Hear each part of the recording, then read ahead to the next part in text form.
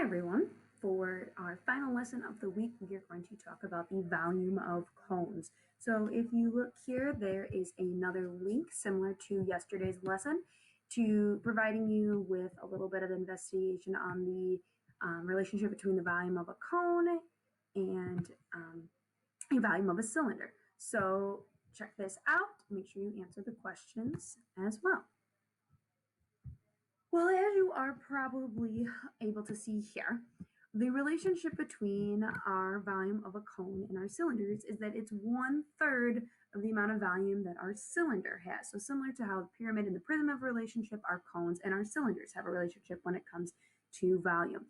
And again, it's area of the base times the height. Well, in a cone, or a cylinder for that matter, the area of the base is always a circular base. So we can just kind of shortcut this by replacing it with pi r squared as our volume to help us find the volume, since we always know what big B is going to be. So using the following information, we are going to find the volumes of each of these examples. Make sure you pay attention to if they want your answers rounded or if they want the exact answer. So notice in example 1, we are being given two different things, the radius as well as the height. And those are the two things that we need in order to calculate our volume. So 1/3 pi times r squared times h. And notice this one just wants us to round to the nearest tenth. So 1/3 times pi times our radius, which is 3, squared times that height of 2. We end up with an approximate value of about 18.8. And again, volume is measured in cubic units. Now, the next problem is a word format here. And notice they give us the radius, they give us the height again, but they want us to find the exact volume of this. So we need to be careful because we talked about exact answers before. But that means we just want the pi left with our answer. We do not want to type pi into the calculator, otherwise it's going to give us a decimal. So 1/3 pi times our radius squared times our height is going to give us the volume. Now again, we're going to type all of this in, but we are going to neglect typing in the pi. We're just going to type in 3 squared times h, and we get 15. Now, we know pi does go with this answer, right? That is a part of it, but since we want to leave it exact, though, we're just going to write pi with it. We're not going to type it in the calculator, and this is cubic inches. Okay. Now, just like with lateral area and surface area, we needed these slant heights. But with volume, we want the height. So the fact that they gave us the slant height in example 3 is going to cause us a bit of an issue because we need the height, not the slant height. Now, similar to what we've been doing before, though, we can find the value of our height by plugging into Pythagorean theorem. So we have the slant height, which is the hypotenuse. We're looking for the height. We're given one other side length. And if we subtract the 10 squared from the 26 squared, we end up with 576. Do we subtract that away? And the square root of 576 is 24. So the height is 24. The radius they actually gave us here is 10. And so the total volume is 1/3 pi radius squared times h. This time they are okay with us rounding our answer. So as you type that in, you should have gotten 2,513.3 cubic centimeters as your final answer there. Now, example 4 is going to ask us to work a bit backward. So notice we want to find the radius given the volume is 8,143. So we have the volume this time. 1/3 pi times r squared, which we don't have. And the other thing they gave us is that h value. Okay, so our goal here is going to be to find that value of r. Now to start, we need to simplify by taking 1/3 of pi times 30 so that we can kind of start simplifying to get what our value of r is by itself. So we're going to start by typing into the calculator 1/3 times pi times 30. And so that's going to simplify to be about 31.4. So we still have the 8,143 on the left-hand side, but again, we're simplifying this to be 31.4 r squared.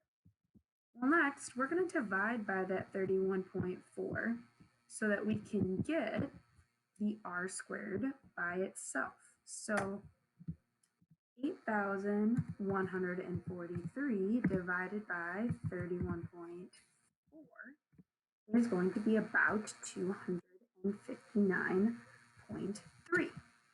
So 259.3.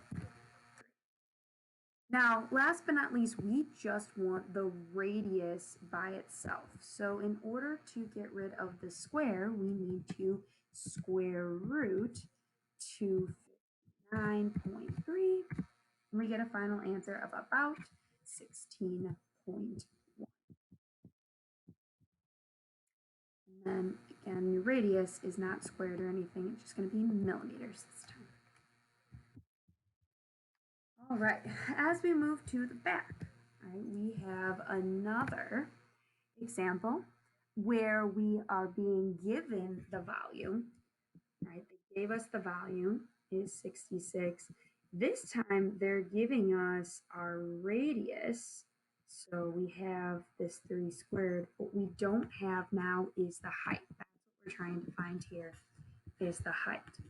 So again, we're going to start by simplifying these values that we can right here by typing that into our calculator. So 1/3 times our value of pi. Oops. Clear all that out. 1/3 times pi times our radius squared.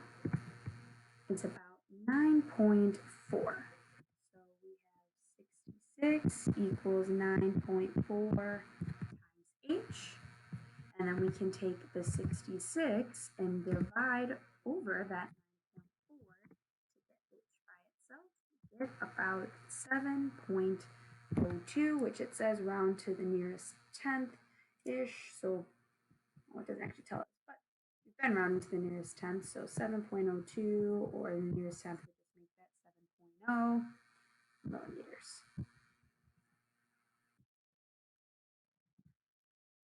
All right, last big example of the day. When we are finding the volume of a cube that has a cone drilled out of it, we need to think about the fact that we're taking away from that cube's volume a cone's volume. So our final volume here, the total volume, is going to be a combination of finding the volume of that prism, that cone, or excuse me, the cube, and taking away from it the volume of our cone. Okay. So to start, we want the volume of our prism. And we know that the volume of the prism is found by taking the area of the base times the height of the cube. Well, our cube has a square base, which has sides of 6 all around. So the area of that base is 6 times 6, or 36. And the height of our cube is also going to be 6 centimeters. So the volume here of this prism is 36 times 6, which is 216 cubic centimeters. Now the volume of the cone then is going to be found by taking 1/3 pi r squared h. Well, our cone has a diameter of 4, which means its radius is half of that, so 2.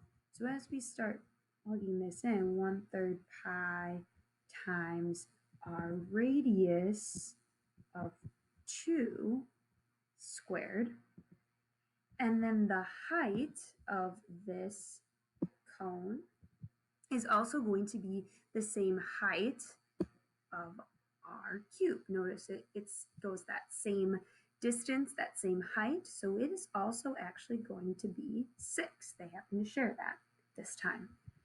And then 1/3 of pi times 2 squared times 6 is going to be 25.1 cubic centimeters.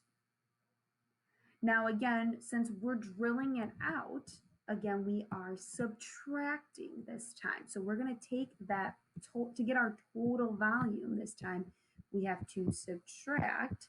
We're going to take 216 and subtract away from it the 25.1 for a total value of 190.9 cubic centimeters.